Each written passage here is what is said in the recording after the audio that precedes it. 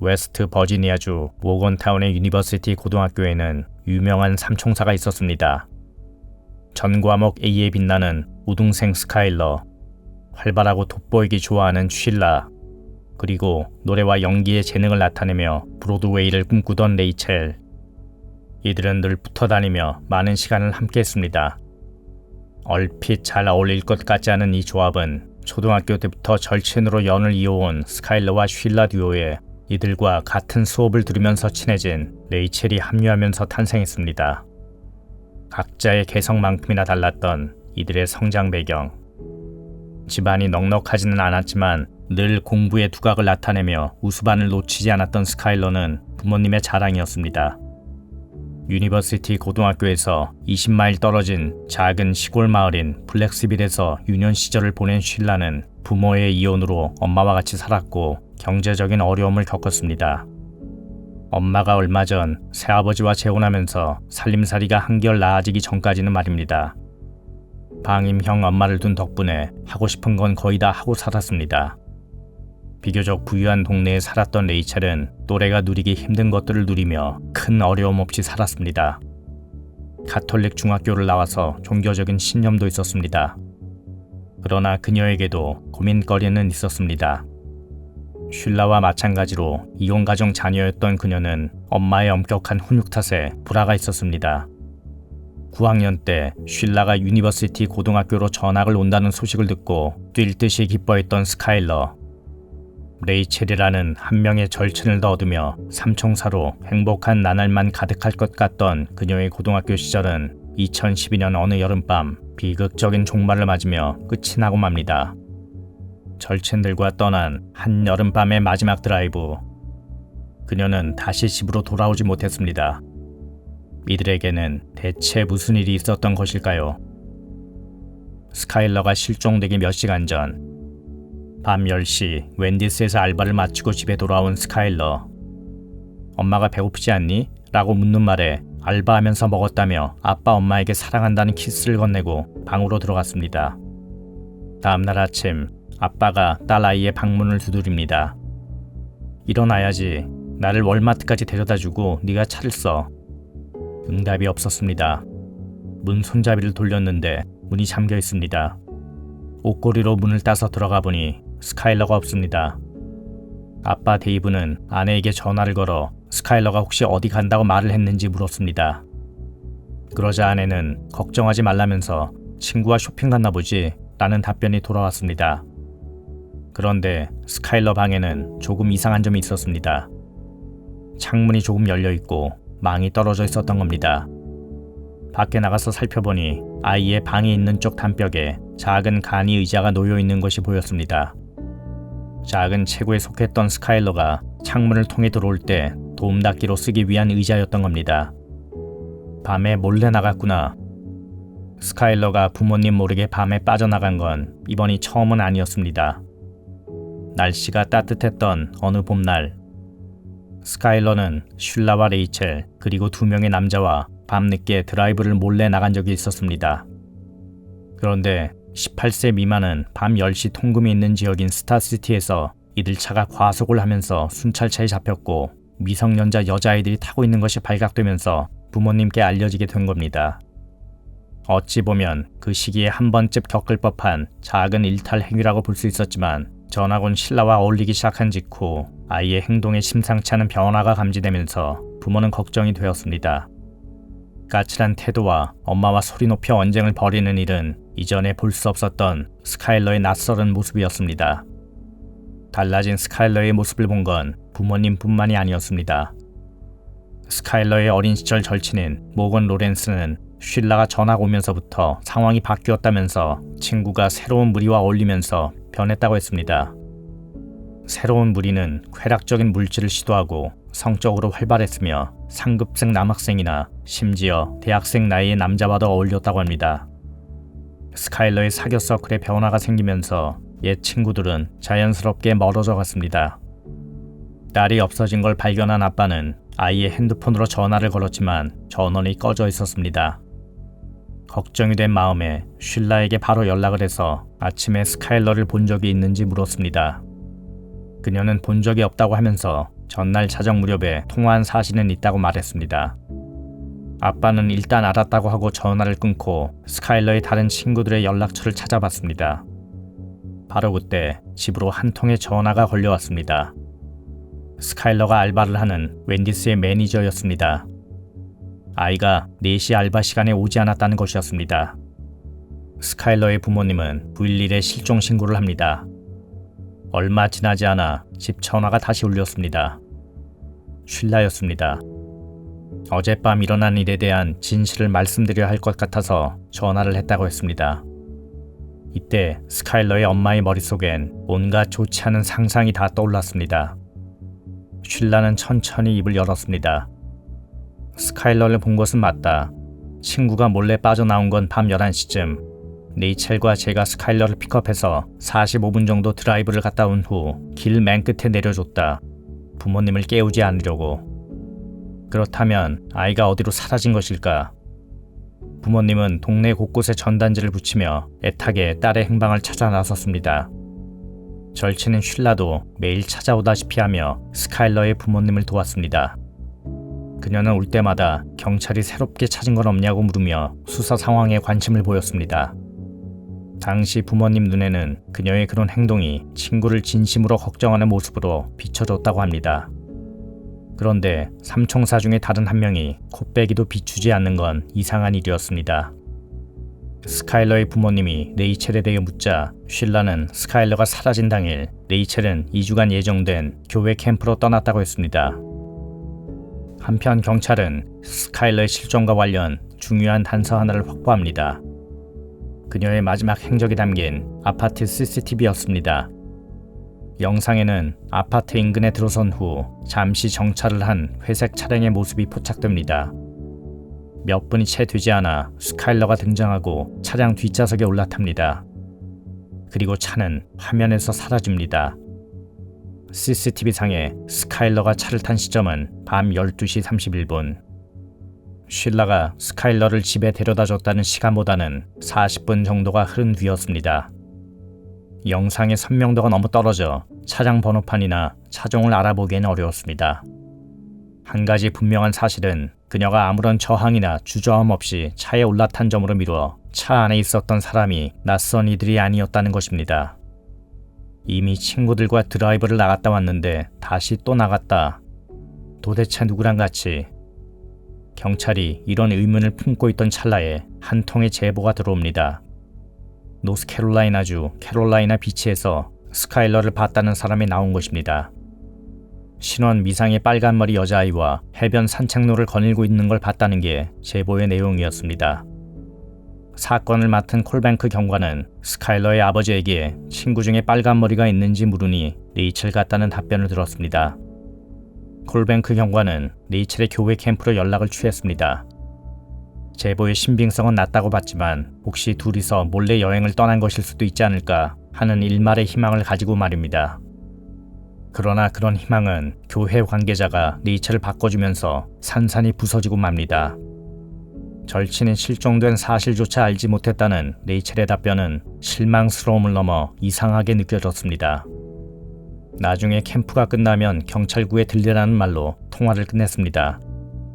얼마 지나지 않아 캐롤라이나 비치 경찰국에서 가출한 아이가 스카일러가 아니라는 것을 확인해주면서 제보는 해프닝으로 일단락됩니다. 수사는 원점으로 돌아간 상황. 콜뱅크 경관은 마지막 목격자인 스카일러의 절친 2명에 대한 인터뷰를 진행했습니다. 애초에 경관은 이 사건을 자발적 가출로 보지 않았습니다. 스카일러의 핸드폰과 체크카드 추적 결과 생활 반응이 전혀 확인되지 않았기 때문입니다. 먼저 경관은 쉴라에게 한밤중에 드라이브를 갔다 왔다는 스토리에 의문점을 제기했습니다.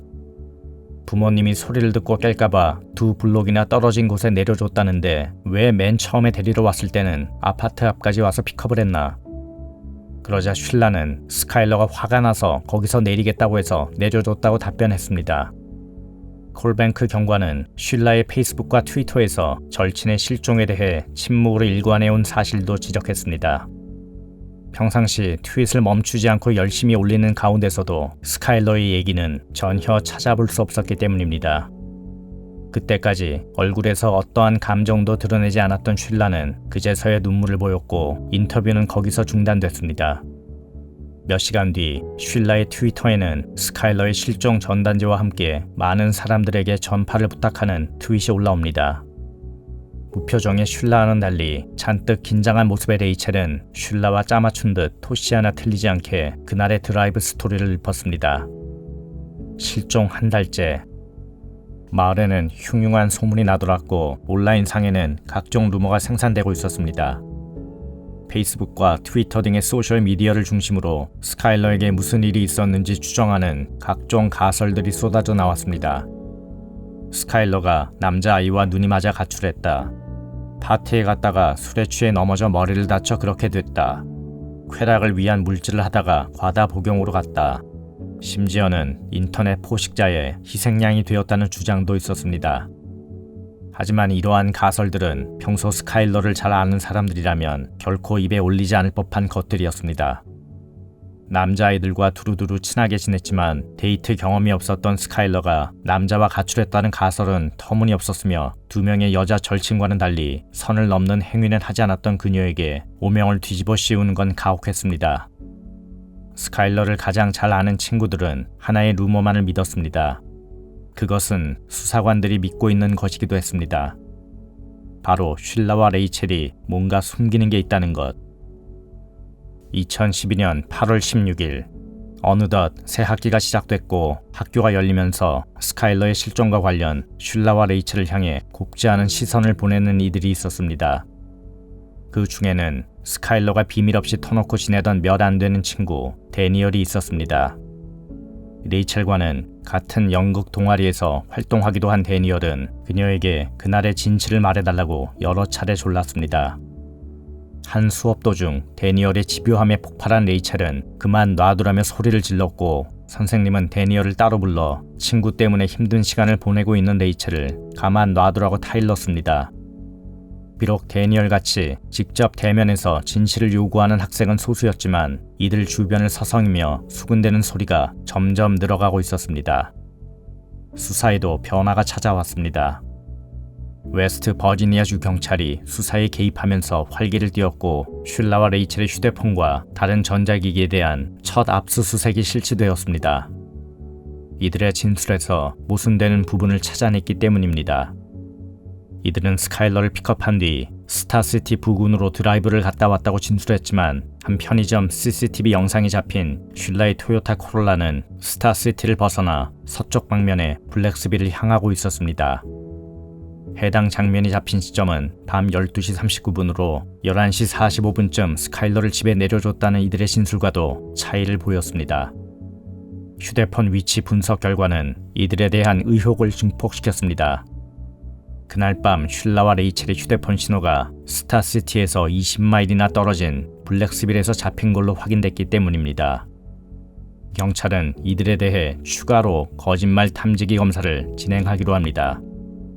다만 이때까지만 해도 경찰은 두 여학생이 인면수심의 일을 벌였을 거라고는 전혀 예상하지 못했습니다. 그날 자신들의 잘못 때문에 빚어진 예기치 못했던 사고가 있었고 그 잘못이 탄로날까 두려워 진실을 말하지 않는 것은 아닐까 하는 의심을 했을 뿐입니다. 쉴라와 레이첼은 각자 예정된 날짜에 거짓말 탐지기 테스트를 받기로 동의했습니다. 과연 결과는? 쉴라는 2번이나 거짓말 탐지기 조사를 받았지만 모두 거짓 반응을 보였고 레이첼은 아빠의 차를 타고 가다 변호사 사무실 근처에 못 미쳐 내려달라고 한 뒤 자취를 감췄습니다. 레이첼이 다시 모습을 나타낸 건 거탐 조사를 받기로 한 그녀의 변호사 사무실이 아닌 쉴라 엄마의 자동차 안이었습니다. 쉴라와 함께였습니다. 학교에서 이들의 운신의 폭은 점점 좁아지고 있었습니다. 경찰이 라커룸을 압수수색하고 주변인들을 조사하기 시작하자 쉴라와 레이첼은 학교 수업을 빼먹는 일이 잦아졌고 다른 친구들과 예전처럼 어울리지 못했습니다. 둘은 고개를 숙여 귓속말을 하는 듯한 모습이 자주 목격됐습니다. 소셜미디어에서는 두 여학생에 대한 공격이 극우로 치닫고 있었습니다. 유명 미스테리 스릴러를 빗대어 프리티 리틀 라이엇을 처단하라는 트윗을 올리는 사람이 있을 정도였습니다. 그해 12월 중순 스카일러의 엄마는 페이스북에 심경을 담은 장문의 글을 올립니다. 지금까지 우리가 알고 있는 스카일러 스토리의 전말을 꺼낼 때가 되었다는 말로 서두를 연 이 편지에서 그녀는 한때 딸같이 여겼던 딸의 2명의 절친 쉴라와 레이첼이 계속해서 뭔가를 숨기고 있고 이미 경찰에 의해 거짓말이 여러 번 발각된 적이 있다면서 아이들이 원래 의심했던 것보다 더 죄가 있다. 현 상황에서는 실종이 아닌 강력 사건의 무게가 실린다며 두 여학생을 향한 질타를 서슴지 않았습니다. 이 글이 그때까지 철벽을 치고 같은 말만 되풀이하던 레이첼을 완전히 무너뜨리는 기폭제가 된 것은 아니었을까. 크리스마스의 레이첼은 엄마와 대판 싸우고 정신병원에 입소합니다. 레이첼이 물건을 집어던지고 모녀가 뒤엉켜 몸싸움을 벌일 정도로 상황은 심각했고 경찰이 엄마의 신고를 받고 출동한 뒤에야 소란이 끝났습니다. 4, 5일간의 정신감정을 받고 퇴소한 레이첼은 부모님과 함께 변호사 사무실로 직행합니다. 변호사 사무실에서 경찰과 FBI 요원이 입회한 가운데 그날 밤의 진실을 말하기로 약속했기 때문입니다. 회의실로 들어와 앉은 레이첼은 속이 좋지 않다며 쓰레기통을 가져다 달라고 했습니다. 그녀는 수사관들의 집요한 신문에도 요지부동이던 예전의 모습과는 사뭇 달랐습니다. 지쳐 보였습니다. 이윽고 그녀의 입에서 나온 충격적인 한마디. 우리가 해치웠어요. 그 말에 경찰은 잘못 들은 것 같다고 하니 쉴라와 제가 해치웠다고요. 경찰은 예상치 못했던 자백에 충격에 빠졌습니다. 그날 밤 스카일러에게는 여느 드라이브 나가는 것처럼 속인 뒤 한적한 블랙스빌로 데려갔다고 합니다. 후디 안에는 범구를 숨기고 트렁크에는 청소 용액과 갈아입을 새 옷 그리고 삽을 싣고 말입니다. 블랙스빌에 도착해 차에서 내린 3명의 친구들. 쉴라가 라이터에 불이 붙지 않는다면서 스카일러에게 차에 가서 새 라이터를 가져오라고 시킵니다. 스카일러가 등을 돌려 차를 향해 발을 막 때리는 찰나 하나, 둘, 셋. 그것은 결행의 개시를 알리는 둘만의 신호였습니다. 이후 이들은 주변에 있는 나뭇가지 등으로 덮어 뒤처리를 끝냈다고 했습니다. 대체 동기가 무엇이었을까? 걔가 그냥 싫었어요. 그러면서 셋이 무언가를 같이 할 때 쉴라는 하는 신용만 냈고 진짜 하지는 않았다고 했습니다. 예를 들어 둘이 새로운 쾌락적인 것을 시도할 때 스카일러는 흉내만 냈다는 것입니다. 그 점이 셋이 무엇을 같이 할지 늘 결정했던 삼총사의 리더격인 쉴라에게는 굉장히 거슬리게 느껴졌다고 합니다. 어느새 이들에게 스카일러는 귀찮고 성가신 존재로 전락해 있었던 겁니다. 레이첼은 그런 쉴라에게 처음에는 그냥 스카일러를 멀리할 것을 제안했다고 합니다. 실제 주변인들에 따르면 어느 순간부터 스카일러를 빼놓고 둘만 어울리는 모습이 자주 목격됐다고 합니다. 그러나 스카일러가 힌트를 눈치채지 못하자 플랜에 변경이 있었고 이를 저지르게 됐다는 것입니다. 레이첼이 자백을 한 이유는 간단합니다. 범행 장소를 알려주는 대가로 형량을 낮춰달라는 심산이었습니다. 2013년 1월 경찰은 레이첼을 대동하고 현장으로 향합니다. 하지만 온 사방 눈이 덮인 블랙스빌은 7월과는 완연히 다른 풍경이었습니다.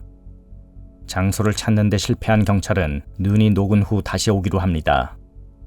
레이첼은 구속시키는 대신 집으로 돌려보냈습니다. 경찰이 이렇게 한 이유는 2가지입니다. 첫 번째는 이전에도 거짓말을 한 레이첼의 말을 온전히 신뢰할 수 없었기에 사실관계를 추가로 확인할 필요가 있었고, 두 번째는 쉴라가 자신의 죄를 실토하게끔 하는데 그녀를 미끼로 쓰기 위함이었습니다. 레이첼이 정신병원에 있을 때 친구를 만나려고 안간힘을 썼지만 면회가 허락되지 않아서 보지 못했던 쉴라는 친구를 다시 만날 수 있는 사실에 기뻐했습니다. 하지만 쉴라는 레이첼이 그녀를 상대로 증거 수집을 경찰과 약속한 사실은 꿈에도 알지 못했을 겁니다. 모든 대화는 녹취되고 있었던 상황. 그러나 경찰의 기대에도 불구하고 그녀는 결정적인 것을 끝내 말하지 않았습니다. 계획이 수포로 돌아간 경찰은 플랜 B를 가동합니다. 쉴라의 토요타 코롤라 차량을 압수해 정밀 감식을 의뢰한 것입니다. 한편 레이첼과 다시 현장을 찾은 경찰은 수색견의 도움을 받아 마침내 그녀를 발견합니다. 과학수사연구소 감정 결과 스카일러가 맞는 것이 최종 확인되었습니다. 과학수사연구소의 감정 결과에 대한 공식적인 발표가 나온 날, 쉴라는 자신의 트위터에 절친을 애도하는 트윗을 올립니다. 둘이 같이 찍은 사진과 함께. 점점 좁혀오는 수사망에도 불구 그녀의 트위터상의 활동은 여전히 왕성했습니다. 학교 생활과 일상에 대한 이야기들, 그리고 때때로 그 의미를 정확히 알기 어려운 무작위로 떠오르는 생각들을 여과 없이 쓴 듯한 트윗들도 보였습니다. 우리는 하기 전 셋을 셌다. 이 트윗의 의미는 레이첼의 자백이 언론을 통해 공개된 뒤에야 비로소 밝혀지게 됩니다. 쉴라의 마지막 트윗은 잔뜩 짜증났다는 표현에 관한 것이었습니다. 왜 그녀는 짜증이 났던 걸까? 레스토랑에서 엄마와 밥을 먹고 있다가 경찰로부터 전화가 걸려왔고 직접 만나서 얘기를 해야 하는 사안이라는 말에 엄마가 식사가 끝나지 않았는데 일어나자고 말했기 때문이었습니다. 경찰은 왜 보자고 했던 걸까? 쉴라의 차 트렁크에서 발견된 혈흔이 스카일러의 DNA와 일치한다는 결과를 확보했기 때문입니다. 심판의 날이 다가오고 있었습니다. 레이첼은 5월 1일 열린 기소사실 인부 절차에서 유죄를 시인했습니다. 기소사실 인부 절차란 피고인에게 기소 사유를 알려주고 각각의 기소 사실에 대한 인정 또는 부인 여부를 신문하는 과정입니다. 혐의에 대한 유죄를 인정하는 경우 검찰은 재판 없이 구형을 하고 판사는 선고 기일을 잡아 최종 선고를 하게 됩니다. 레이첼에게는 최종 30년형이 선고되었습니다. 검찰이 20년을 구형한 것보다 오히려 형량이 가중되었습니다. 다만 2023년부터 가석방 자격이 주어지게 됩니다. 반면 쉴라는 처음에는 혐의를 부인하면서 무죄를 주장하다가 뒤늦게 유죄를 시인했습니다. 그녀에게는 2028년부터 가석방 심사 대상이 되는 종신형이 선고되었습니다. 심판은 끝났지만 이들이 왜 그런 일을 벌였는지에 대해서는 여전히 의문이 남습니다. 처음 이 세 여학생이 함께 했을 때의 관계는 좋았지만 시간이 지나면서 균열이 생겼고 쉴라와 레이첼이 편을 먹고 스카일러를 소외시키는 상황이 펼쳐졌습니다. 스카일러는 두 친구에게 버림을 받는 일이 잦았음에도 여전히 이들과 어울리는 것을 포기하지 않았던 걸로 보입니다. 하지만 스카일러와 쉴라의 사이가 악화일로를 걸으면서 트리오의 와해는 가속화되고 있었습니다. 스카일러가 실종되기 수개월 전부터 발생한 일련의 사건들은 그런 정황들을 말해주고 있습니다. 2012년 3월에는 영화관에서 둘이 주먹다짐을 벌였고 온라인상에 스카일러가 쉴라를 겨냥한 듯한 트윗을 올리고 6월 말 바닷가 여행을 갔을 때 벌인 언쟁으로 인해 실종 직전까지도 앙금이 남아있었던 상황이었습니다. 스카일러는 7월 6일 그녀가 사라진 날 아침에 올린 트윗에 쉴라에 대한 좋지 않은 감정을 드러냈습니다. 그녀의 마지막 트윗이기도 했습니다. 사이가 벌어진 상황에서 이러한 사건들이 쉴라의 이해할 수 없는 결단을 촉발시켰고 레이첼이 이에 동조하면서 일이 벌어진 것이 아닌가 하는 시각입니다. 하지만 마음에 들지 않으면 그냥 멀리하고 어울리지 않으면 그만인 것을 그런 일을 벌일 필요까지 있었을까? 여전히 납득이 되지 않는 부분입니다. 그래서 일각에서는 다른 동기의 존재 가능성을 제기합니다. 이 주장은 검찰의 입에서 흘러나온 것이기도 합니다. 쉴라와 레이첼이 비밀관계에 있었고 이에 대해 알고 있는 스카일러가 소외당하는 것에 대해 화가 난 나머지 둘의 은밀한 관계를 폭로하겠다고 나오면서 일이 벌어진 것이다 라고 보는 시각입니다. 지금은 사라졌지만 둘이 주요 부위만 겨우 가린 옷만 입은 채 쉴라는 누워있고 레이첼은 위에 올라탄 자세로 있는 상황에서 같이 있던 스카일러가 경멸하는 표정을 지으며 티리오를 찍은 셀피를 올린 적이 있었습니다. 이 일화는 장난으로 치부하더라도 스카일러의 일기장에서 발견된 이 둘의 은밀한 관계에 대한 목격담은 장난으로만 바라보기는 어려울 정도로 디테일하게 상황을 묘사하고 있습니다. 레이첼이 감옥에서 한 여성과 결혼했다는 소식이 전해지면서 이 주장이 전혀 근거 없는 낭설은 아닌 것으로 확인되었습니다. 하지만 진짜 이유는 오직 두 사람만이 알고 있을 뿐입니다. 시청해 주셔서 감사합니다.